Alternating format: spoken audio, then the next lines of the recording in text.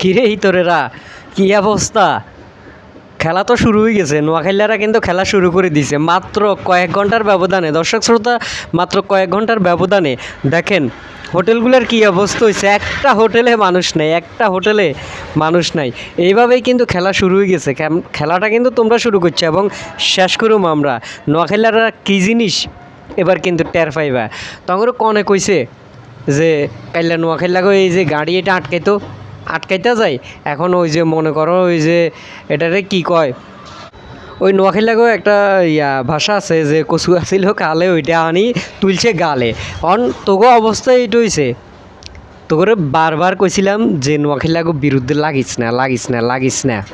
এখন কি করলি, এই যে এখন কদিন পরে এই হোটেলগুলো একটা একটা করে বন্ধ হইব, এবার না খাই থাকতে হইব। কী করছ? অন্তত আগে তো বালা আসিলি যে আমরা টয়লেটগুলো ব্যবহার করতাম, ওইগুলো ঠিক আছে, পায়খানাগুলো তোরা পরিষ্কার করতি, এটা ঠিক আছে। টাকাটা তো হাইতি, অন্তত টাকাটা তো হাইতি। এই যে আমরা ওইখানে যে ফসরা পায়খানা করবার পরে ওইখানে তোকে হোটেলে খাওয়া দাওয়া করতাম, ফ্যাট ভরি খাওয়া দাওয়া করতাম, বিনিময়ে তোরা কিন্তু টাকা হাইতি, টিপসও হাইতি। এরপরে তোর যে 150 টাকার বিরিয়ানি 250 300 টাকা 400 টাকা, তারপরে তোর 15 টাকার পানি 30 টাকা বিক্রি করতি, 25 টাকা বিক্রি করতি। যাই হোক, মোটামুটি তোকে একটা ইনকামের একটা ব্যবস্থা আছিল। কিন্তু গতকালকে তোরা যেটা করছ, তো করে দন তো দূরের কথা, তো করে টিপস দন তো দূরের কথা। আমরা কিন্তু সিদ্ধান্ত লইছি যে আমরা আর তোকে লগে নাই। আমরা এর আগেও কইছি যে আমরা এই যে এইরকম ইতর কোম্পানির লগে, ইতর পার্টির লগে, ইতর জেলার লগে আমরা নাই। এটা কিন্তু আমরা আগেও কইছিলাম। কিন্তু তোরা মনে করছস যে আমরা এই যে নোয়াখালীরা এরকম, নোয়াখালীকেও কত দাম আছে, ঠিক আছে নি? আমরা আগেও কইছি তোকে মতো ইতরের লগে নাই। আর তোরা যাই করছত এখন পর্যন্ত আমরা বুঝিয়ে, তোরা যাই করো রে আঙ্গরে তোগর লগে রাইক বেলায় তোরা চেষ্টা করো রে। কিন্তু আমরা তো শুরু থেকেই কইছি যে আমরা তোগর লগে নাই।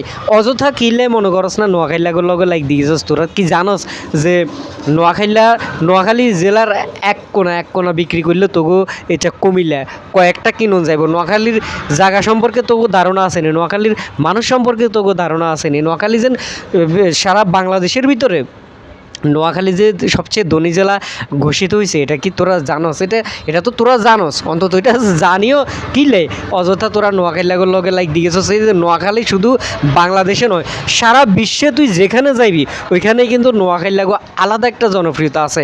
আমি যখন ঢাকাতে যাই, যখন কোনো একটা কাজে গেছি, জিগাই আপনার বাড়ি কোথায়, আমি যখন কই যে আর বাড়ি তো নোয়াখালী, আরে আইয়েন ফাঁসে দিয়ে তো জায়গা করে দে, ফাঁসে দিয়ে তোর শেয়ার ভালো শেয়ার যেটা ওইটা আনি দে। আর তোরা আইসস যে নোয়াখালীর লগে লাইক দিতে, এবারে ঠেলা সামলা। এভাবেই প্রতিবাদ করতে থাকুন, এভাবেই হবে প্রতিবাদ। যেই কুমিল্লা ইতর এগুলো নোয়াখালীর পিছনে লাগছে, এগুলো লগে এটাই করতে হইব।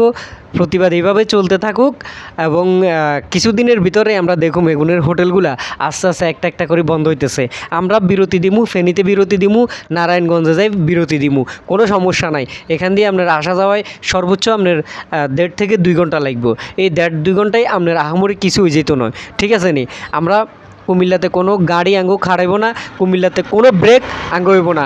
আমরা সরাসরি নারায়ণগঞ্জে যাই, আমরা ব্রেক দিমু, আর ফেনীতে আমরা ব্রেক দিমু।